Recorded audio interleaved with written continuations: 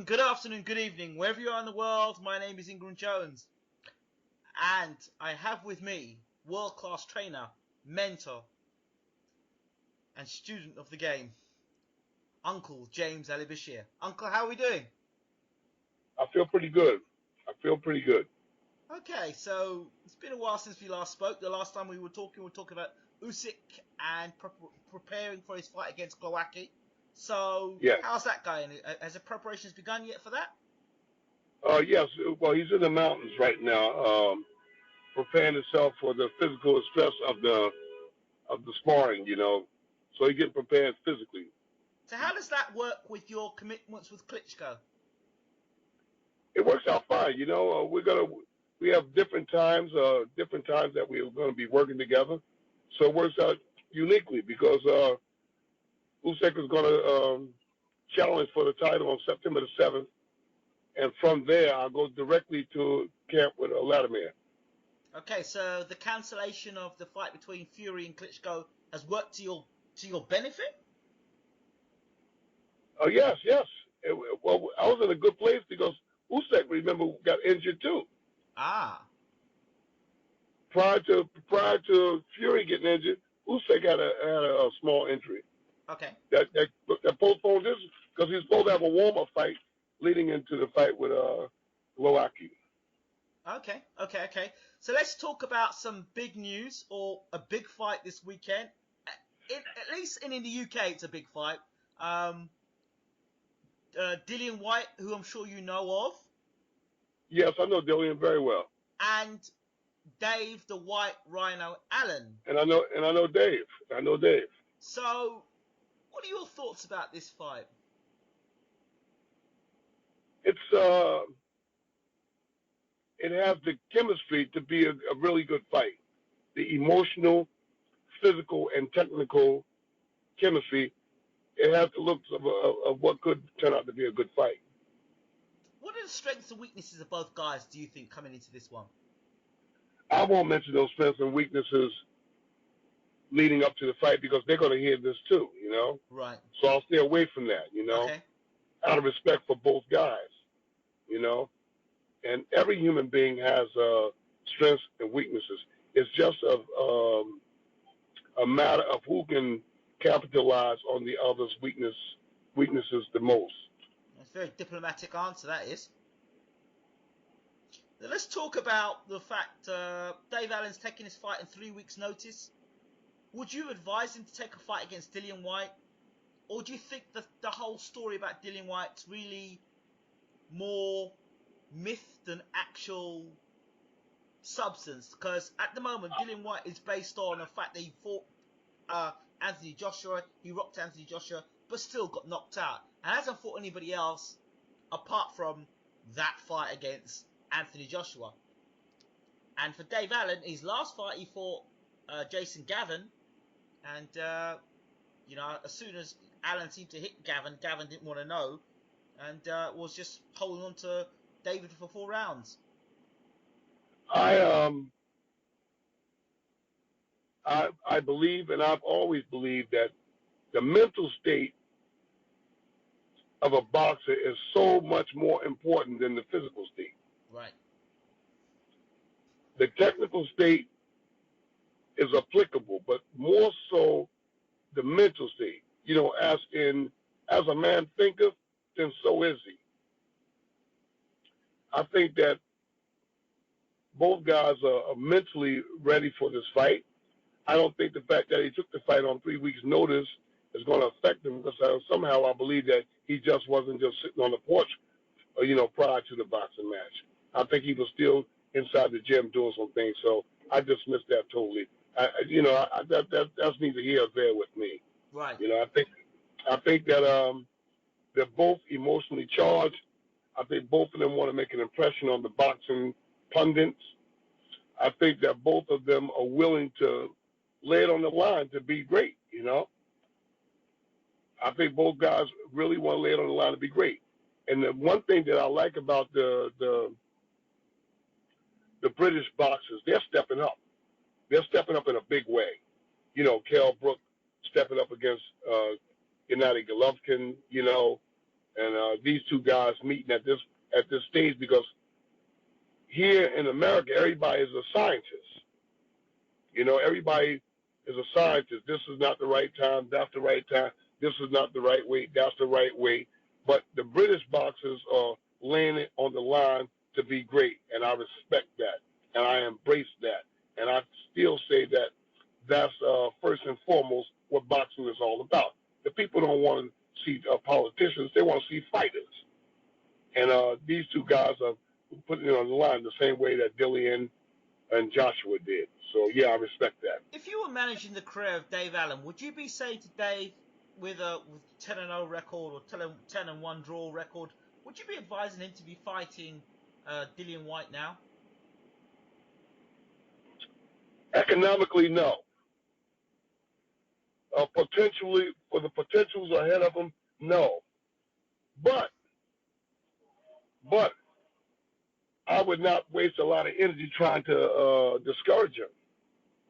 If Dave came to me and said, you know what, I can beat this guy. You know what, I want to fight this guy right now. Dave's a young guy.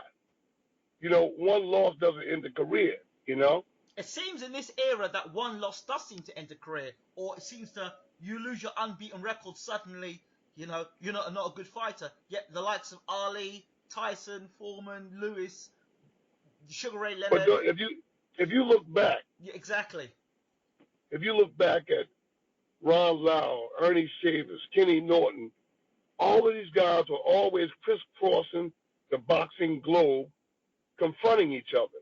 Somebody would lose and somebody would win, and they would go on, and the guy that won would lose to the next fight, Mm-hmm. So I mean, it depends on who is looking. Today, boxing is watered down to me. They arrange these fights where you put a guy in there that you know is going to win, and the guy wins, so many fights, and then they get to that point where they have to really fight, and they can't fight. So I don't know that I would. I tell you something. I like these guys. I like Dillian Whyte, and I like Dave. I like those guys. I respect them because they're bringing back old school boxing. The British boxers run away with old school boxing. I like what Kell Brook is doing. I think that Kell Brook is a diamond in the rough. I really believe that. Some guy from, I don't know who he is, some guy there in Britain has some pretty derogatory things to say about me on the internet a couple of weeks ago. Do you know who it is? Huh? Do you know who it is? Journalist, I don't know whether he's a fan, a journalist, or what, but he said a lot of things that I had basically put Jonathan Banks down. That I somehow put Jonathan Banks down, that saying that Jonathan wasn't up to the task to train Klitschko. I have put Bernard Hopkins down as a fraud.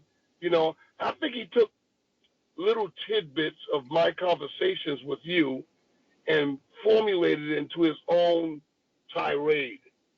And I just said, well, I'm willing to talk to you publicly if you want. I got to get the guy's name. I don't know who it was, but probably was a fan that didn't know much about the sport. But I never called Bernard Hopkins a fraud. I never said that Jonathan wasn't up to the task. I might have gave an opinion, but we're masters. Okay. Black people, we are masters at finding flaw in each other and attacking each other publicly. And then you have racist whites that do everything, and these same young people won't attack those whites. But they'll find somebody older black person and indicate, well, James Ali Bashir is a Tom.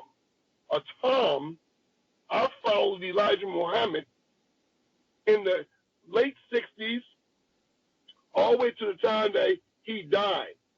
And I didn't hide it from people, my employers. I didn't hide it from the boxing world. I didn't hide it from anybody. Well, there are a lot of uneducated people in the world, and I wouldn't spend any time or any energy on people like that. They whatever. No, I don't. But I'm saying is, because one of the other brothers over here called me Uncle Tom before.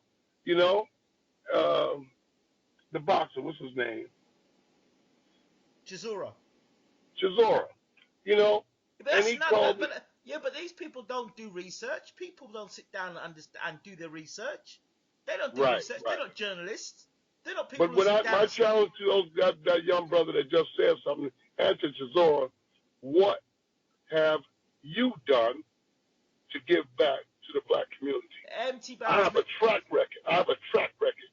empty barrels make the most noise, and the most people that are ready to make the criticisms. You go and check and see what they've done in their careers, and they've got undefeated records as keyboard warriors. So Right. undisputed couch potatoes. I wouldn't pay any Okay. mind to them. I don't pay them any mind. Let's get on with our conversation. So I just wanted to put that out there. Yeah, you can put it out there, and I support you a whole lot about it. People say a lot of things about me. I couldn't give two hoots about it. I do what I do. People like you. People dislike you. People dislike you for the colour of your skin, your shoes, your size of your nose. I don't pay no mind. Those people who love me, I embrace that. And these people never say nothing about the stance that I take against racism in the sport. Racism, period. They never say, hey, James Ali Bashir took a stand against racism. And I never hear them say nothing about the racism that's probably surrounding themselves and the sport of boxing. No, well, they won't do that. They won't do that but they'll find flaw. They'll find flaw in what I do. But remember, as a boxing. Oh yeah, he even said something about Usyk. Usyk boxed like a amateur, and he's doing this, and he's going to have his hands full with Golovkin, and we'll see how bad. I said, this brother is a pure hater. He's talking about he's a hater. He's calling me a hater. He's the hater. Well, he's the hater. You know. My feeling is that he's not interviewing you. He's not talking to you. He's not having a back and forth with you. And mostly when people get like that because they themselves can't be doing what we're doing, I wouldn't pay no attention to it. Not a trainer, not a fighter. I'm not interested. We put enough energy in this bird, so let's go. So no, but it's good we do talk about things like that. But I will say this point. The same people that will be critical of me and you speaking truth are the same people that will get on watch Fox News and say that's the news, that's the truth. So you know what? It is what it is. There are more sheep in this world than shepherds. So yeah, when you look at it that way, there's probably 85% of the world are full of sheep, and there's probably 15% of shepherds. And the shepherds are the ones that get persecuted, and the sheep are the ones that are trying to dictate the world. So I really right. So we were at. I'm glad you mentioned that thing about the journalist, because that's trolling, and a journalist, a person is trolling, and you'll get that with fans, and they just want their little bit of glory and their little bit of highlight. So yeah, that's for the record. Anything I say is for the record. I don't have nothing to hide, and I want people to know my feelings, my resentment, my ups and downs too. Good. These guys on here just talking, and don't know what he's really talking about. But I didn't go up. I didn't say, but I refuse to stoop, as Michelle Obama said the other night. He said, when they go low, we go high. So I won't stoop to that level. I say soar like the eagle. Yeah. Stay like the eagle. Yeah, but there is a lot of love for you, Uncle Bashir, and the interviews that we've done previously, I get a lot of good feedback about it. People are getting a hold and listening and gaining the knowledge.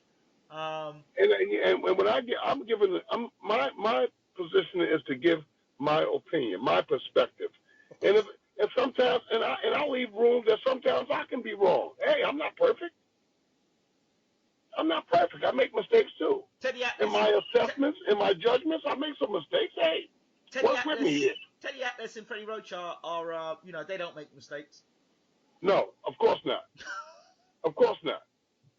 Freddie Roach, in my opinion, is the most overrated boxing trainer in the last 25 years. He's just an overrated boxing trainer. I mean, he had this guy Postel out there boxing. Did you say? I did a whole video on it. Explain to me what this is. What is that?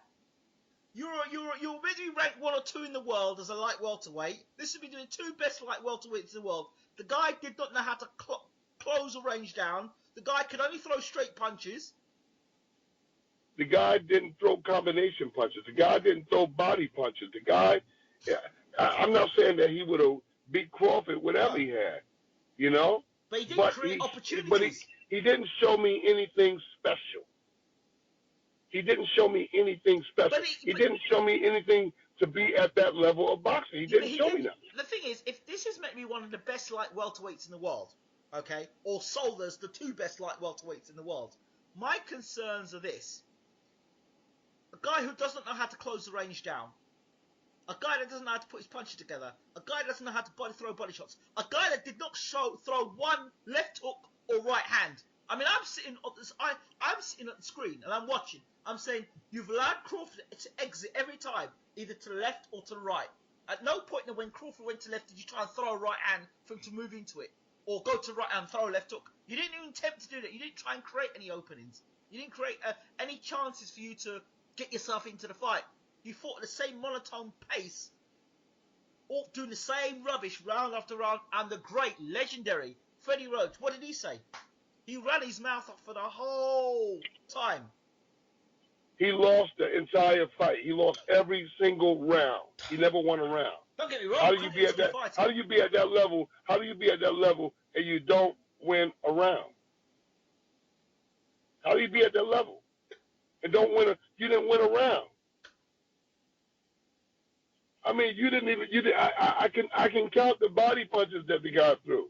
I can count the uppercuts the guy threw. I can count the combinations that the guy threw on one hand. But, you know, Freddie Roach is the miracle maker. Take him to Freddie Roach and he's going to be a different fighter. He's an overrated guy, you know. Again, that's why I'm saying that, you know, there are a lot of guys out there that have boxing knowledge that don't get an opportunity to make those big fights and to make the big money that goes with the fights because they're being blocked or locked down. You get a guy like Teddy Atlas, Freddie Roach, you know. You don't hear anything about John David Jackson. You don't hear nothing about him. You know, Abel Sanchez is Kovalev saying he's getting all kinds of good fighters. But where is their work ethic? Gennady Golovkin's trainer, you mean? Huh? Gennady Golovkin's trainer, not Kovalev's trainer. Yeah, Abel Sanchez. Yeah. But John David Jackson. You know, John David Jackson doesn't get a lot of fanfare. Yeah, but I don't think But I think Jackson doesn't open his mouth up the same way that Abel Sanchez does. Abel Sanchez is quite ready to open his mouth and talk about anything and everything. I mean, the last interview we did together, I mean, I clashed with him on a few things. He tried to tell me that Dominic Wade was a dangerous middleweight. I said, are you serious? Are you serious? Yeah, he's dangerous if you stand there allowing him to punch in your mouth. You know? So it's just like these guys are creations of the media. Creations of the media. I don't see anything special about it, you know? I don't see them being any more special than me. You know? I believe that. I don't see them being any more special than me. I don't see any of them. Any of them. You know? I'm always asked and being compared to the Mayweathers or Abel Sanchez or John Davis. I don't see anything special in these guys. I don't see anything special that they're teaching that I can't teach. I don't see them doing anything with a boxer that I can't do. Yeah, but they're getting the coverage that you're not at the moment. They're getting the coverage that you're not at the moment. Right. Abel Sanchez with Gennady Golovkin. You know, Teddy Atlas has got a Pacquiao. You may have a Klitschko, but it's not you heading a Klitschko. If you're heading Usyk now, so Usyk gets an HBO, then that's going to be, people will get to see who you are. Where they can't not see who you are. Wow. That's what has to happen. I'm in the final quarter of my life. Well, you need to be with a marquee fighter. That's what it is. That's not Klitschko. And the guys that we're talking about, those guys didn't train those fighters. Those fighters were fighters when they got with those trainers. They didn't make any fighters. I'm in a position as I've always been in. I've always worked with the guy from the ground up. I've always had fighters that had to be taught, that had to be trained, that had to be conditioned into the style that I was teaching. So everything I've done from the very beginning with these guys. Like I said, as I am with Oleksandr Usyk. Like I said before, and I'll keep on saying, if you're not on HBO or not on Showtime, in these people's minds, you're not a good trainer, and that's unfortunately that's got nothing to do with your ability. But if you're not on HBO, you're not on Showtime, and you're not running your mouth off 24/7, then you know. All right, let's get back to Dillian and this kid. So we talked about Dillian. We talked about Dillian. Let's talk about Gennady Golovkin and Brook, because I mean, everyone keeps talking about, well, Brook is, he's a big welterweight, but he's not a big middleweight. That's the first thing, and the second thing is, could Brook be Gennady Golovkin's best opponent to date? Possibly so. There's a possibility that he could be the best opponent. I mean, I don't see a lot of good guys, a lot of capable guys on the resume of Gennady Golovkin. I think he beat some good guys, but I don't think he beat guys that you could consider potentially great, at anywhere in their careers. I don't think that he's beaten those guys that will later on turn out to be great fighters. How would you see a Gennady Golovkin versus Brook fight going? I would see Gennady Golovkin cutting the rein down on Brook, pressuring him, fatiguing him, and knocking him out. That's my thinking. I think that it's going to be a situation where he just imposes his strength, his physical strength, his physical will on Brook, thinking that Brook can hurt him. Now, Brook can hurt him, we could change the outlook of the fight.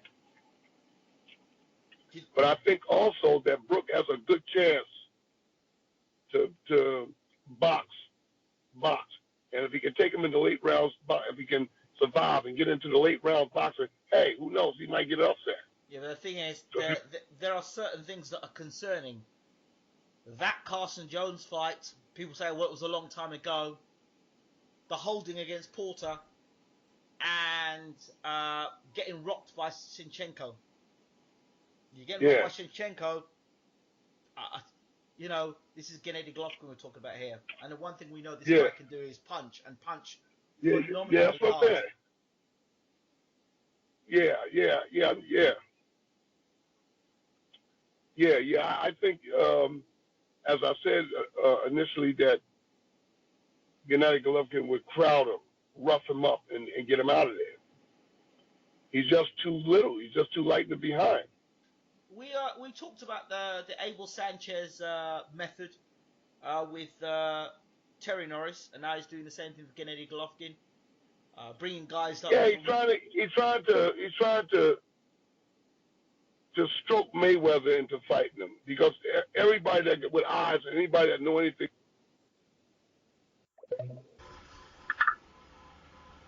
Keep going. Yeah, somebody got cut in. Okay. So he's trying to stroke Mayweather. He's trying to stroke Mayweather to come in and box Gennady Golovkin. We all see that it's for the big payday. He's trying to get the big payday in there, all right? We see what that's all about. He's saying that Mayweather's the only guy that can really give Gennady Golovkin a good problem, and everybody can see he's angling to get that big payday. And have a big guy come in and fight a guy that started his career at junior lightweight, I believe it was, 130. He started his career at 130, and now he's trying to goad Mayweather. Come on, box. Mayweather's the only guy. He's the slickest. He's the best. He's the guy that can come in and hang out with Gennady Golovkin. He's the only one that, you know what I'm saying? Everybody sees that it's a hustle. It's a move. It's a hustle. You know? And nobody from the boxing powers that be can see anything left of what he's trying to do. He's trying to hustle, which I have a problem with. But he's boxing a guy that started his career at 130, 35, 40, 45, 50. Mayweather is a small guy. And if he tried to put on 56, 57, he would just be out of his weight class. And Golovkin is a big, strong guy that's going to come in at 170, 172 pounds. All right? Easy coming at 172, maybe 175.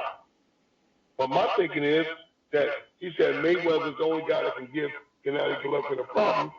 But my thinking is Andre Ward can give him the same problems. Lara could give him problems. Andrade could give him problems. That's 3 fighters there. Yeah, but he doesn't want to fight those guys. He doesn't want to fight those guys. Lara wants to fight. Lara wants to fight. Ward will give him problems. The Gale will give him problems. Ward will give him problems. Yes, those guys want to fight. Those are named guys that want to fight, but they're playing Tom Loeffler and Abel Sanchez is playing protect my fighter. From a business standpoint, you can't argue with it. But don't go around saying that, hey, this guy he's the outstanding middleweight. He's nowhere in the class of Marvin Hagler. He's nowhere in the hands of Carlos Monzon or Bernard Hopkins. He's nowhere in their class. He's got a lot of names on his record, but who? He's got a lot of names on his record, but against who? Those guys will not go down, the guys that he's beaten will not go down in the annals of boxing as being a threat to Gennady Golovkin. He just padded his record with a bunch of names, meaningless names, that won't mean diddle squat 50 years from now. You know, when you compare his achievements, his wins, when you compare his wins with Hopkins and Briscoe and Monzon and those kind of middleweights, you know what I'm saying? It's no comparison. Sure, he had more talented defenses, but against who? That's all I'm saying. Against who? The quality of the fights. You know, today's fan are big on, well, he's undefeated. Or this person's undefeated. Undefeated, yes, but against who? I don't see why Kovalev is not ranked higher than Gennady Golovkin. Yeah, you know, it's politics, you know. Really? He's gonna have to do what Gennady Golovkin didn't do. He's gonna have to beat Andre Ward. At least Kovalev says, I'm here to fight. Kovalev says, I'm gonna take the challenge. I'm gonna fight Andre Ward. And that's not gonna be an easy fight for Kovalev. It's not gonna be an easy fight. Andre Ward knows how to fight. Andre Ward knows how to get on somebody's nerve in that ring. And on their ass, too. So it's not going to be a fight that's a given where he can just walk in and win a fight. All these Eastern European guys I've seen so far, no disrespect to them, whether it be Kovalev, Gennady Golovkin, Babitev, these are 3 guys already. These are 3 guys that I don't see fighting up close and on the chest. I don't see guys roughing them up and fighting them on the chest. They seem to be very good at controlling distance and space, but I've never seen somebody get on their chest and right up close on them. Why? Because the person that want to get on their chest. Why? Because of their punching power. They got that numbing punching power. And the average guy said, I don't want to be on their chest. I don't want to take a chance getting hit, trying to get close to their chest. You don't have a lot of gamblers in boxing. Everybody is trying to make the maximum money and stay as safe as they can, and that's where that has hurt the sport. It has hurt the sport. So that's because everybody is trying to maximize how much money. So How much money can I make without getting hurt? Do you not think it's because also that the trainers are not teaching the inside game as well as they used to? Well, you know, I've said it 1,000 times. I'll say it again. You don't have the teachers around anymore that was once around in the sport of boxing. You don't have the teachers. And the average guy that's out there so-called teaching hasn't had anybody to teach them. There are no teachers. There's nobody around that can teach the trainers that's out there how to train fighters. So now we got a whole different type of watered-down perspective of what boxing is. It's a watered-down perspective. Nobody's there to teach the art of boxing, the inside game, you know, how to go in, how to come out. You know, there's nobody there teaching. Where does Virgil Hunter rate in your mind? Well, I think Virgil Hunter's forte is Andre Ward. That's his calling card. You know, that's his calling card. Outside of that, he hasn't had an extensive track record. But he did a good job with Andre Ward, and that gives him birth in the sport of boxing. And he's trying to move up. He's trying to move up now. He's had Angulo, Khan, and Andre Berto, you know, and those has been his calling cards. And he's wrestled, but he's got some good nights and some bad nights. But I think that he understands the sport. He understands the sport, but applying his understanding has been an up and down battle.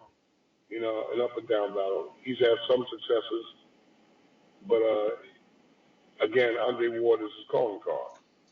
So I mean, he's an okay trainer. He's an okay trainer. Keith Thurman versus Sean Porter. Will we look back in 10 years' time and call that a legendary night? No, absolutely not. Why? I respect both guys. They came to fight. They just didn't, in my mind, deliver the impact. I left the fight